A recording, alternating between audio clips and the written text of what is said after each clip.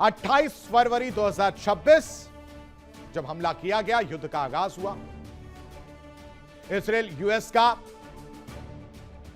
Iran पर attack देखने को मिला, जिसमें सुप्रीम लीडर खामनेई की मौत हो गई।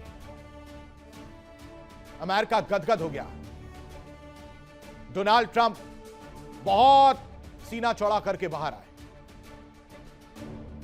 फिर 2 मार्च 2026 की तारीख आती है।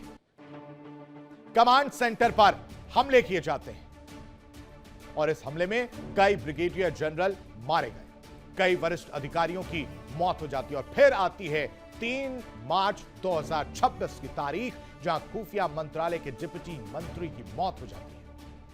हवाई हमलों में ये मारे गए। कई सीनियर अधिकारी इस हमले में मारे गए। तारीख बढ़ती है आगे और 8 मार्च 2026 इस्फहान हवाई हमले, जिसमें आईआरजीसी के डिप्टी कमांडर की मौत हो जाती है। सुप्रीम लीडर के विशेष सहायक वो मारे गए। 8 मार्च के बाद तारीख आती है 10 मार्च 2026 की, जहां बसीज बलों के प्रमुख की मौत होती है। आईआरजीसी एरोस्पेस फोर्स के वरिष्ठ कमांडर की मौत होती है। हवाई हमलों में ये सभी मारे जाते हैं। 12 मार्च 2026 को खुफिया मंत्रालय के मंत्री की मौत हो जाती है। तेहरान पर हमले किए जाते हैं। आईआरजीसी के क्लर्जी मामलों के जो प्रमुख होते हैं, उनकी मौत हो जाती है। और 14 मार्च 2026 को खातम अल अंबिया के चीफ ऑफ स्टाफ की मौत से सदमा पहुंचता है, क्योंकि तेहरान में लगातार हमले हो रहे थे और इजरायली हमले में ये मारे गए। 17 मार्च 2026, ये तारीखों की कहानी आपको इसलिए बता रहा हूं ताकि आपके जहन में ये रहे कि किस तरह से 28 फरवरी से शुरू हुआ यह युद्ध कितना नुकसान पहुंचाता गया और आप आकलन कर पाए कि किसकी जीत हुई, किसकी हार हुई, कौन कहां खड़ा है। 17 मार्च 2026 एक साथ कई शीर्ष और बड़े चेहरे खत्म हो गए। सबसे दुख वाली बात ईरान के लिए रही अली लारिजानी की मौत। बसीज चीफ गुलाम रेजा सुलेमानी वो भी मारे गए। 26 मार्च 2026 आईआरजीसी नेवी इंटेलिजेंस के जो प्रमुख थे वो भी मारे गए। 29 मार्च आईआरजीसी के वरिष्ठ कमांडर की मौत हो जाती है और इसके बाद से ईरान ये सोचने पर मजबूर हो जाता है कि क्या वो वक्त आ गया है जहां पर बैकफुट पर आया जाए। लेकिन इन सब के बीच एक बड़ी खबर आपको बता दें, ईरान का बड़ा बयान जो है वो देखने को मिला है। ईरान की नेशनल सिक्योरिटी काउंसिल का ये बड़ा बयान है। वो बड़ा बयान क्या है वो भी हम आपके सामने रख देते हैं। आप सिक्योरिटी काउंसिल की तरफ से जो कहा गया वो समझिए कि युद्ध का अंत नहीं है, यानी जो युद्ध विराम हुआ है 2 हफ्ते का, उसे अंत नहीं माना जाए। अब आप इससे क्या अंदेशा लगाएंगे? मांगे पूरी नहीं हुई तो एक बार फिर से लड़ेंगे, यानी सीज फायर वाली बात कहीं ना कहीं दिखावा है। समय और लिया गया है और इसी वजह से सिक्योरिटी काउंसिल का यह बयान है कि युद्ध विराम युद्ध का अंत नहीं है। मांगे जो रखी गई हैं, जो शर्तें रखी गई हैं, उन्हें हर हाल में मानना पड़ेगा और अगर ऐसा नहीं किया, मांगे पूरी नहीं हुई, तो हम एक बार फिर से उठ खड़े होंगे और एक बार फिर से लड़ते हुए नजर आएंगे शर्तों पर। ये पूरा जो सीज फायर वाला चिट्ठा जो रखा गया है, लेटर, वो उस पर टिका हुआ है। क्योंकि अगर जो 10 शर्तें रखी गई हैं, जो कि बहुत मुश्किल है अमेरिका के लिए कि वो उन शर्तों पर हामी भरे। हालांकि ईरान की तरफ से यह कहा भी जा रहा है कि वो शर्तें मान ली गई, लेकिन अमेरिका अभी भी कह रहा है कि उन पर बातचीत आगे होगी इन 14 दिनों में। ये जो 2 हफ्ते का समय दिया गया है, उसके अंदर उस पर बातचीत जो है वो होगी। लेकिन इस बीच एक बड़ी और खबर आपको बता दें, ईरान का होर्मुज को लेकर यह बड़ी खबर है। ईरान को अगर बात की जाए तो रोजाना 2 दर्जन जहाजों को अनुमति जो है वो दी गई है। यानी एक दिन में 2 दर्जन जो जहाज हैं वो निकल सकते हैं। महायुद्ध के दौरान स्ट्रेट ऑफ हॉर्मूज बंद था, जिस पर युद्ध विराम के बाद सहमति बनी, स्ट्रेट ऑफ हॉर्मूज को खोलने की बात बनी।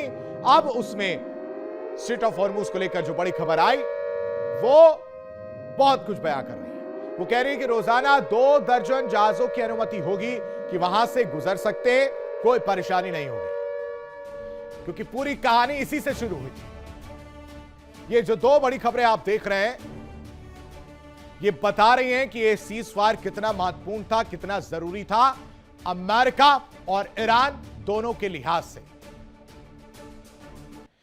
ईरान महायुद्ध के बीच जो ये बड़ा बयान दे रहा है कि स्ट्रेट ऑफ हॉर्मूज को लेकर कि अब आपके जो जहाज हैं वो करीब करीब 2 दर्जन एक दिन में उन्हें अलाउड किया जाएगा, यानी मैसेज क्लियर है कि अभी भी मेरी उस पर पकड़ है। युद्ध विराम तो ठीक है, लेकिन हम वहां पर खड़े हैं और जब तक मैं नहीं चाहूंगा तब तक आपका एक भी जहाज वहां से नहीं गुजर सकता है। यह तस्वीर क्लियर कर दी गई है। दुनिया एक बड़े युद्ध के मुहाने पर है। एक तरफ डोनाल्ड ट्रंप थे, हैं या नहीं है, यह सवालों के घेरे में इसलिए क्योंकि सीज फायर पर जब ईरान भरोसा नहीं कर रहा तो कोई कैसे और करे।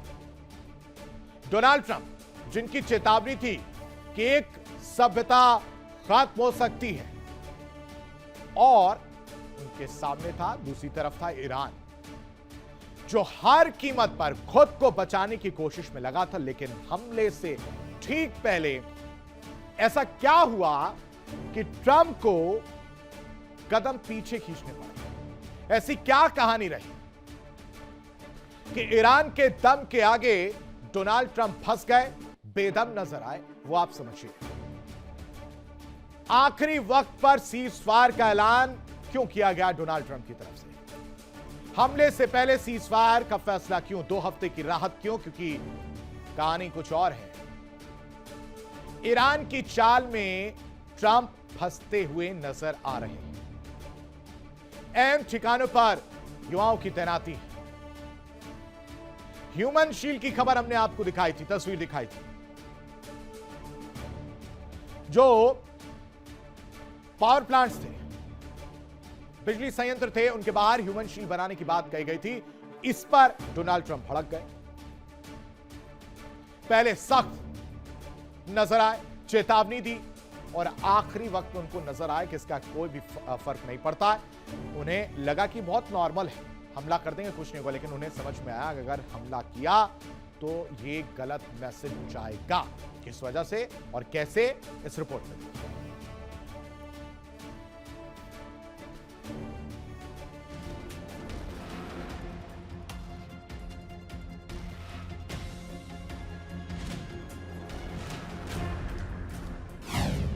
ईरान अमेरिका के बीच सीज फायर।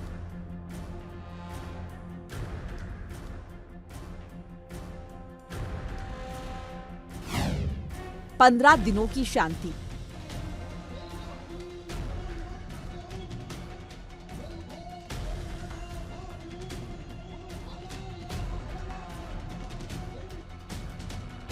अमेरिकी राष्ट्रपति ट्रंप ने ईरान को पूरी तरह बर्बाद करने की चेतावनी दी थी।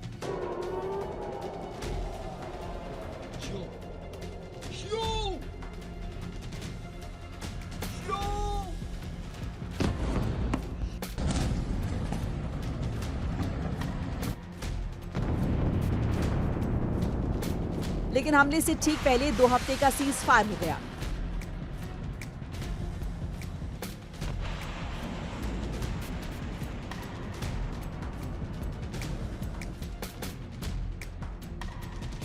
ईरान को धमकी देते हुए ट्रंप ने कहा था कि आज रात एक सभ्यता की मौत होने वाली है और वो कभी लौट नहीं पाएगी। ट्रंप ने ईरानी सभ्यता ही खत्म करने की ठान ली थी। लेकिन अटैक से कुछ घंटों पहले ईरान ने ऐसी चाल चली कि ट्रंप भौचक्के रह गए। ईरान की चाल से ट्रंप इस तरह खींच गए कि मीडिया के सामने अगर बोल पड़े ये बेईमानी है। जहां ट्रंप ने ईरान पर अटैक करने की तैयारी कर ली थी, वहीं दूसरी तरफ पाकिस्तान अमेरिका के आगे गिड़गिड़ा रहा था।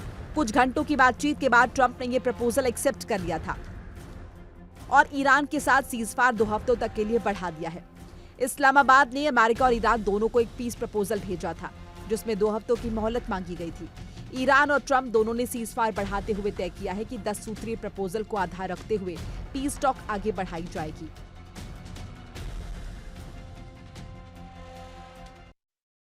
देखिए इंडिया डेली 24/7 अब आपके स्मार्ट टीवी पर। इंडिया डेली मौजूद है सभी डिजिटल प्लेटफॉर्म पर लाइव और लगातार।